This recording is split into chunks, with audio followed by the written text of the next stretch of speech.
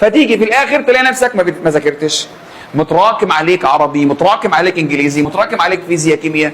ساعتها تتصدم. لو كل مدرس والله يعمل معاك زي ما انا بعمل معاكم وادخلك من على الباب، قسما بعز جلاله الله لا هتذاكر كل المواد وهتقفل كل حاجه.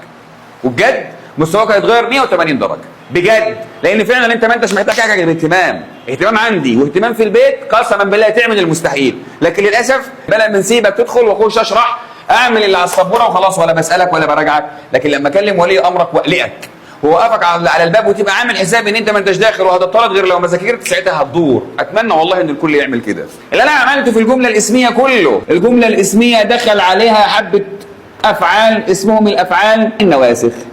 النواسخ عندي 2، نواسخ افعال ونواسخ حروف. انا مش عاوز النواسخ الحروف، اتفضل يا بيه.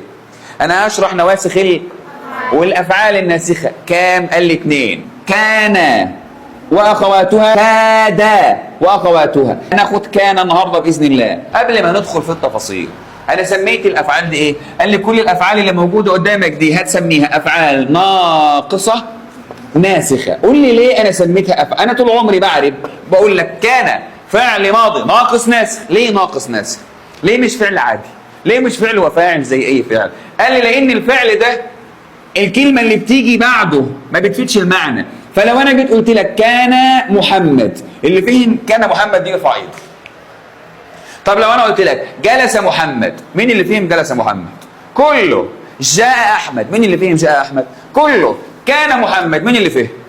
اذا لا تكتفي بمرفوعها، ما بتكتفيش باسمها، ده فعل ناقص محتاج خبر كمان عشان يوضح معناه. فبقول لك كان محمد مجتهدا. فهمت ولا ما فهمتش؟ اذا ناقصه اسمع، بمعنى لا تكتفي بمرفوعها. يعني ايه لا تكتفي بمرفوع؟ يعني ما بتكتفيش باسمها. كان محمد. لو قلت لك اصبح احمد، اصبح احمد ايه؟ اصبح احمد طبيبا. فهمت ولا ما فهمتش؟ اذا اسمه فعل ايه؟ ناسخه. بقول له يعني ايه ناسخ؟ قال لي يعني مغيره. شيل كان، لقيتني بقول لك محمد ماله؟ مجتهد. اعربي يميننا كده بعد اذنك. محمد ومجتهد خبر ماله وعلامه رفعه الايه؟ يعني ده خبر مرفوع ولا مش مرفوع؟ هات لي كان. قمت قايل له كان. شوف الاعراب. محمد اسم كان مرفوع وعلامه رفعه مجتهدا، بقت خبر كان واصبح من؟ اتغير ولا ما اتغيرش؟ ناسخه بمعنى مغيره. يعني الخبر بعد ما كان مرفوع بقى خبر منصوب.